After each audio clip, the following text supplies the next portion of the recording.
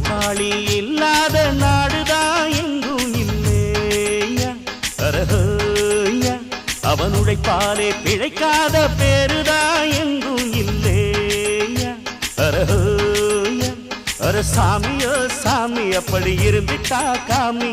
கூலியோ கூலி எங்களை நம்பித்தா பூமி பிறர் வாழ்வதே